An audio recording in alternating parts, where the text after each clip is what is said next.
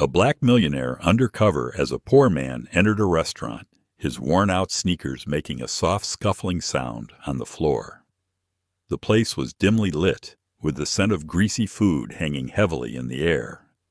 The tables were filled with patrons, most of them glancing up briefly, before dismissing him as just another down-on-his-luck individual.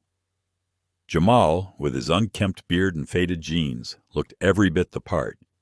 He had chosen this attire specifically to blend in, to be invisible in plain sight. This was his way of staying grounded, of reminding himself of where he came from. He headed towards the bar, where the bartender eyed him warily, her lips pressed into a thin line. "Beer," Jamal said, his voice steady. He slid a crumpled bill across the counter and took a seat at the far end, away from the clusters of laughter and conversation. As he sipped his drink, he observed the room, noticing the disdainful glances and hushed whispers directed his way. In the corner, a young woman was busy wiping down tables. Her name tag read Maria. She moved with a practiced efficiency, her face reflecting a quiet determination.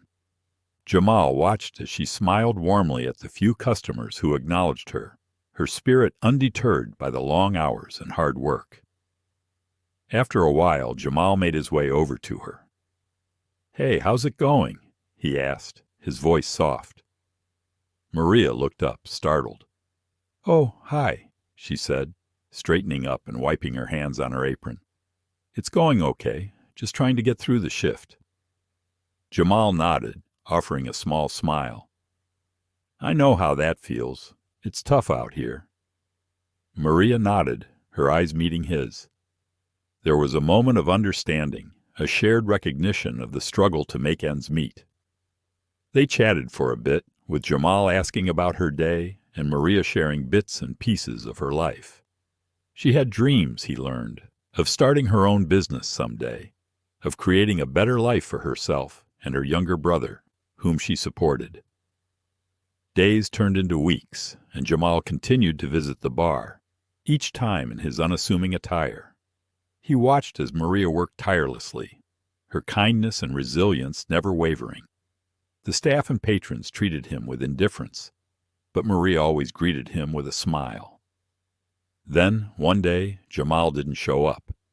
Weeks passed, and Maria began to wonder what had happened to the quiet man who seemed to understand her struggles. She continued her routine, working hard and saving every penny she could. Months later, the restaurant was buzzing with activity as a sleek, black car pulled up outside. The door opened and out stepped Jamal, now dressed in a tailored suit that exuded confidence and success. The patrons and staff, including the skeptical bartender, looked on in astonishment as he walked in. Jamal took a seat at the bar, his presence commanding attention.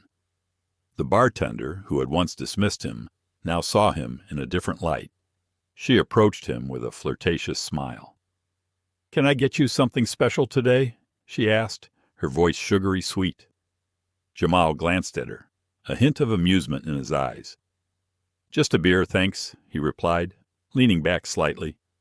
The bartender lingered, attempting to engage him in conversation.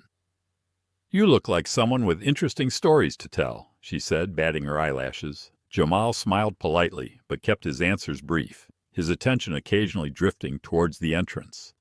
He was waiting for someone, and as the minutes ticked by, he began to wonder if she would show up.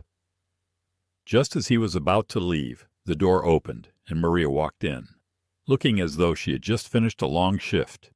Her eyes widened in shock and recognition when she saw Jamal. "Jamal?" she asked, her voice barely above a whisper. He smiled warmly, standing up to greet her. "Maria, it's good to see you," he said. The bartender, sensing she was no longer the center of attention, reluctantly moved away. Jamal reached into his pocket and pulled out a set of keys, holding them out to Maria. "I've been waiting to see you," he said. "You told me about your dreams of starting a business. I believe in you, and I want to help make those dreams come true. This is for you, a house where you can build your life." Tears filled Maria's eyes as she took the keys, her hands trembling. I don't know what to say," she stammered. "Just promise me one thing," Jamal said, his voice gentle. "Promise me you'll keep believing in yourself, no matter what." Years passed, and Maria's life transformed. With the stability of a home and the financial support from Jamal, she started her own cleaning business, which quickly grew into a thriving enterprise. She employed many from her community, offering fair wages and opportunities for growth. Her success allowed her to put her brother through college and give back to those who had supported her along the way. One sunny afternoon, Jamal was walking through a park, enjoying the simplicity of the day. He heard laughter and looked over to see a group of children playing, watched over by a familiar face. Maria, now with a family of her own, was sitting on a bench, her eyes sparkling with happiness. Jamal approached, and Maria's face lit up when she saw him. "Jamal!" she exclaimed, standing up to embrace him. "It's so good to see you." "You too, Maria," he replied, his smile reflecting her joy. "I see you've done amazing things." "All thanks to you," Maria said, her voice filled with gratitude. "You changed my life." Jamal shook his head. "You had it in you all along. I just gave you a little push." As they sat on the bench, watching the children play, they talked about the past and the future.